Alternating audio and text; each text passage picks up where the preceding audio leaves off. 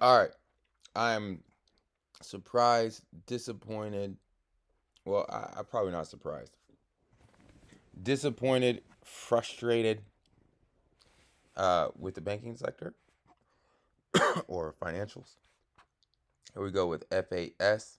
Now, I for sure thought we were headed to 39. I would have bet the house on it. I knew the consequences and I knew what could happen, right? I knew these flushes. I knew this was coming. I pretty much knew that was going to happen. However, here this last week, I did not anticipate this. I was more anticipating this, but we got this, right? One, two, three, four, five. Once we broke out right here a week ago Friday, I figured it was safe to let's proceed up. I was wrong because on Friday they pretty much dumped everything, which is more frustrating because majority of all the banks had great earnings. So when something is supposed to happen but it doesn't, that means a lot of people made a lot of money, or a few people made a lot of money on yahoos like me who was thinking it was going higher, right? Last week was also option expiration. A lot of people kind of forget that. A buddy of mine was telling me, "Oh, it's a Friday." He knew he was trying to tell me, explain something to me, but you know, his what he was saying didn't make any sense because he forgot one major thing was option expiration, and a lot of people were heavy on the long side. So if you were selling all those options, which most institutions do, they sell options, then they had a particular competitive advantage, I guess, or comparative advantage to drop the market on Friday to make sure all those options, those lovely options they had been selling, expired worthless. As I mean, you can see, even KKR got destroyed, which is frustrating because what is Tuesday, Wednesday, Thursday, Friday, Tuesday, we had a glorious day and then got destroyed, right? I don't see anything wrong with KKR. We earn our earnings are 8.3. Basically, follow the market, see what happens. If the market's going down, if basically the banking sector's going down, KKR is going with it. I hate to say it, but it's going with it. Let's give ourselves a short term kind of security blanket, I guess you could say.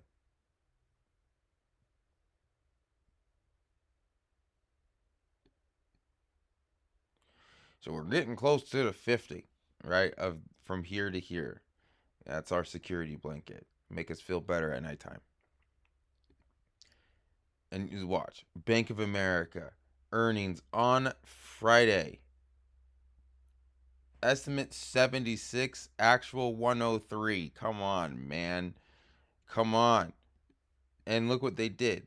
They drop it from 39 to 37, right? Drop it 2 points right after well, even the day of earning, the days of earning, because it was on Wednesday, they reported, and they've gone down, which is very frustrating. But let's look again on day of earnings. They went down and then pew, they went down and then pew. Let's see it. Wait for another week or two.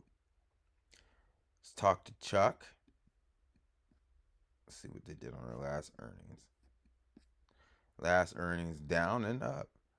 This earnings down and hopefully back up, and let's reach the new high. Because let's see what their earnings were. Not very important. Basically on mark. 69 estimate, actual 70. Yeah, it doesn't even count. BlackRock.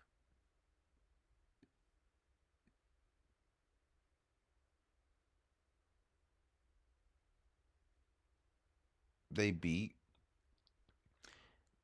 I've been saying we're trying to get to the 926. I was off. I'm not gonna lie, I was off. So sue me. We only made it to the 920.31, but I knew we were getting up there.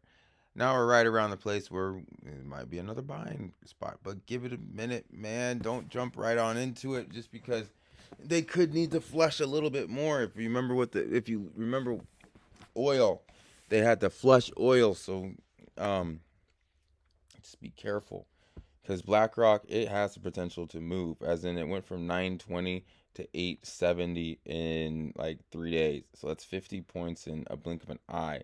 But then also remember, hey, in 3 days it gained 50 points. So we are really 1, 2, 3, 4, 5. We are at the same place we were last Thursday.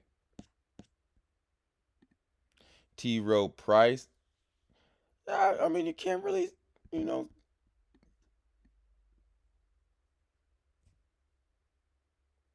yeah, it was an ugly week. Kind of. Kind of. But yeah, not really. Right? 1, 2, 3, 4, 5. Yeah, Monday we had an amazing day and we kind of fell off. But where did we go? Didn't really go anywhere.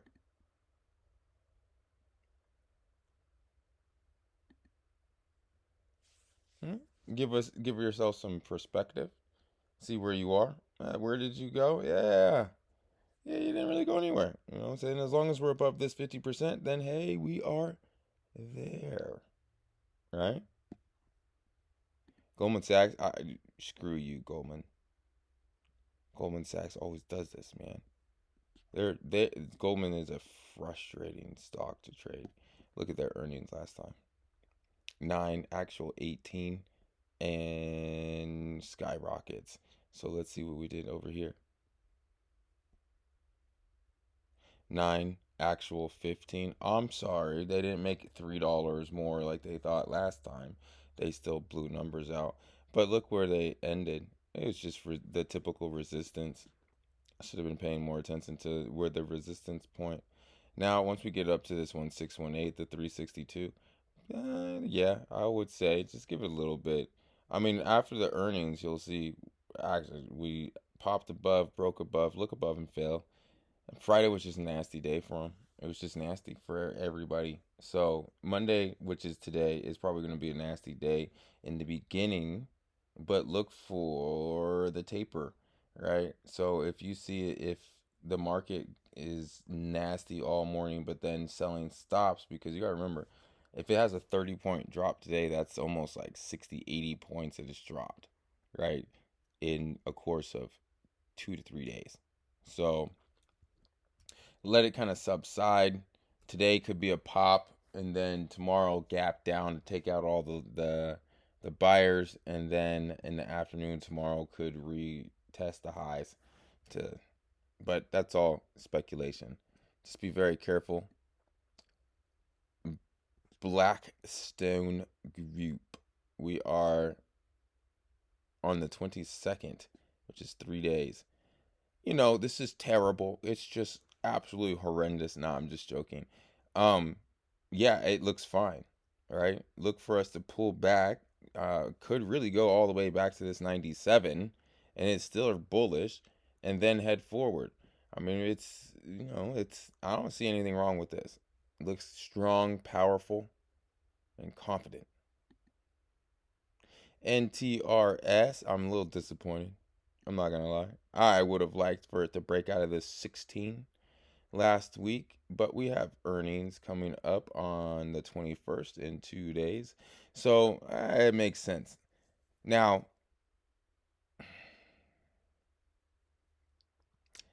last week of earnings destroyed me or frustrated me. Let's just say that, because, I just showed you Goldman Sachs had a great earnings and it faltered.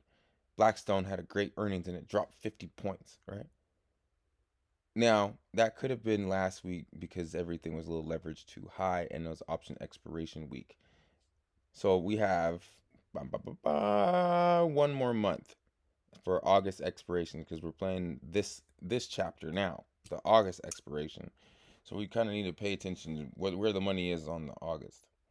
But I do see if we do retrace, we're back to the 110 and let's go higher. I don't really see there's anything wrong with Northern Trust, right? But we could flush ourselves down depending on the overall market. If overall market's going down and having a funny time, well, then Northern Trust is going to have a funny time. CME, they just opened up the minis for oil, just letting everybody know that. So, or the micros for oil. So it's probably only a couple $100 you can get into the oil market. Let's go CME, which is a great thing. That's going to give them more, guess what? Fees they can collect. Oh, you wouldn't really see it right here, right?